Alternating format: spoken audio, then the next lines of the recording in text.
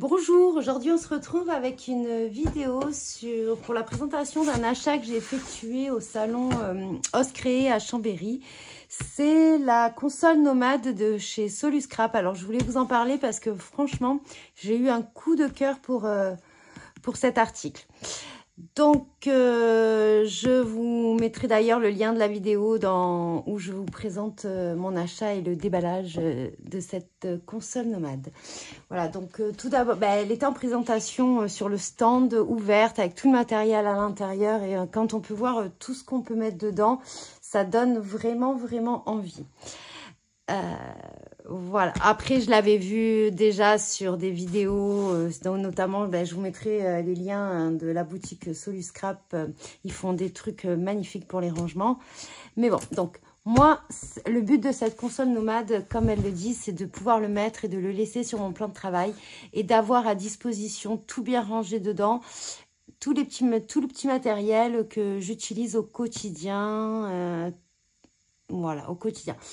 Comme elle le dit, la console nomade, c'est plus pour la laisser sur votre plan de travail. Moi, j'ai aussi un objectif, c'est de l'amener également en vacances. Comme ça, je pourrais mettre tout mon matériel à l'intérieur. Oui, j'emmène pas trop de choses non plus en vacances. Je fais essentiellement de l'aquarelle ou de la colorisation. Je fais pas de cartes ou quoi que ce soit, sinon il me manquerait toujours quelque chose. Donc voilà, donc en fait voilà mon objectif. D'ailleurs je vous ferai à mon retour de vacances ce que j'ai mis dedans, l'utilité, est-ce que ça m'a bien servi et tout. Là je vous présente juste à l'heure actuelle ce que j'ai mis dedans. Donc elle se présente comme ça, vous avez une petite poignée. Donc là j'ai plus ma règle parce que je l'ai laissée à l'intérieur. Donc vous voyez elle est assez étroite mais elle fait à peu près je pense 45-48 cm de long et d'épaisseur, elle doit faire à peu près 12 cm. Je la mesure sur ma plaque. 12 à 15 cm, voilà, grosso modo. Donc, et il y a des petits compartiments sur le côté. Alors moi, j'ai utilisé que celui-ci où j'ai mis mes bâtonnets de colle. L'autre côté, vu comment est disposé mon plan de travail, j'ai pas forcément accès, mais à voir. Peut-être je peux mettre quelque chose. Et vous avez aussi des petits élastiques pour coincer des petites choses dedans. Donc voilà, donc là, hop, le but est de voir ce qu'il y a dedans. Donc ouvrons-la. Voilà. En plus, j'adore le coloris gris comme ça, gris noir, c'est totalement mes couleurs. Après, vous pouvez l'habiller, je crois qu'on peut peindre dessus, on peut coller des feuilles de riz. Enfin, elle présente tout ça sur sa chaîne YouTube et sur son site également. Donc voilà, donc moi j'ai également pris donc l'orange crayon et l'orange pinceau. Ici vous avez deux pochettes, moi je n'ai rien mis dedans parce que j'ai déjà mis pas mal de choses dedans. Donc je voulais pas que ça fasse de surépaisseur et d'avoir du mal et abîmer la fermeture éclair. Donc là bon, j'ai rien mis encore dans l'orange crayon parce que j'ai ma boîte à côté. Ça sera quand vraiment je pars ou quand je partirai. Et là, vous avez l'orange pinceau. Donc, on va voir comment sont mes pinceaux. Ça fait 3 jours qu'ils sont dedans. Voilà. Donc, parfaitement bien rangé. Vous avez tous les petits élastiques. Et voilà. Donc, c'est parfait. Et je vais même la place d'en mettre encore quelques-uns. Voilà. Donc, ça me permet de les avoir sans les abîmer et sans risquer d'abîmer les poils des pinceaux. Voilà, même les élastiques sont parfaitement mises. Voilà. J'ai vraiment eu un coup de cœur pour cet article. Bon, après, ils ont des choses vachement trop sympas. Vous avez la petite corbeille. Enfin, il y a plein de trucs. Tout dans les coloris, tout assorti. C'est magnifique. Donc, maintenant, on s'attaque à ce qu'il y a à l'intérieur. Donc, on peut mettre une clickbox. Alors, moi, j'ai une petite clickbox. Alors, voilà, j'ai ma règle qui est là. En fait, quand j'ai vu que la règle de 40 cm rentrait dedans, j'ai trouvé ça superbe. J'ai une règle de 40 cm comme la même qu'elle avait d'ailleurs. Donc, moi, j'ai ma petite palette d'aquarelle en céramique que j'ai pris aussi sur le stand de Terre et Scrap. Donc, elle fait à peu près 13,5, 13,8 sur 14 14,3 et je pense qu'on peut mettre une clipbox un peu plus grande. Donc j'ai pu mettre ça et ça. Vous voyez, c'est rembourré. Enfin, tous les compartiments sont super bien pensés. Et en même temps, comme je l'ai dit lors de ma vidéo, c'est une scrapeuse qui l'a fait. Donc forcément, tout est bien pensé. J'ai mis tout ce qui est mes plaques pour tampons.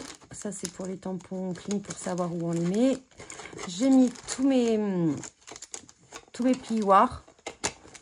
Le truc pour faire les coins, les angles des albums. Voilà, tout rentre parfaitement. J'ai mis dans la petite... Alors là, vous avez plein de compartiments grillagés de différentes tailles et de différentes hauteurs. Ce qui permet de mettre des petites choses. Vous voyez, comme là, mon tout petit plioir, ben, je le vois quand même. Donc, je sais où il est. Alors, pour l'instant, je n'ai pas mis le bazar dedans. J'ai mis une douzaine de stylos. Les stylos que je me sers tout le temps. Voilà. J'ai mis mes petites brosses pour mes encres. Pour faire mes fonds. J'ai mis mes nouveaux... D'ailleurs, je viens de le tester. Pour l'instant, j'en suis assez contente. À voir sur... avec beaucoup de peinture, moi. Beaucoup de colle pour voir un petit peu. J'ai pas fait encore de couverture d'album. Alors, je vous ferai un retour prochainement. Là, j'ai mis les petits indispensables. Donc, ma gomme. Mes petits outils de rainurage. Alors, celui-là, il est cassé. Je l'ai cassé. Hop, donc il est tombé. Je l'ai quand même mis dedans, mais bon, je m'en sers plus trop parce que je l'ai explosé. Voilà. Mon petit pic. Alors, j'ai mis celui-ci parce qu'il y avait l'embout. Ça m'évitait de faire un petit trou dans ma sacoche. Voilà. J'ai quand même mis mon truc d'eau. Hein. Alors, celui-là, il est... ce qui est bien, c'est que vous avez un petit clip et vous pouvez empêcher d'appuyer et l'eau coule, quoi. Il y a une petite sécurité. J'ai mis toutes mes plaques pour faire le tamponnage. J'ai mis aussi mes plaques pour ma Sada Quick. Comme ça, je les ai à proximité. Je n'ai pas à les chercher. Elles sont tombées au fond de mon bac. J'ai mis tous mes mini blocs. J'ai mis également les perforatrices. Alors ça, je m'en suis inspirée. Elle montrait un petit peu comment elle avait rangé sa trousse. Donc, je me suis inspirée de ces rangements. Je suis d'ailleurs allée voir sa vidéo. Moi, je me dis qu'en vacances, vu que je vais prendre mes crayons de couleur à la place de ceci, vu que je n'aurais plus, je pourrais mettre mon petit taille-crayon.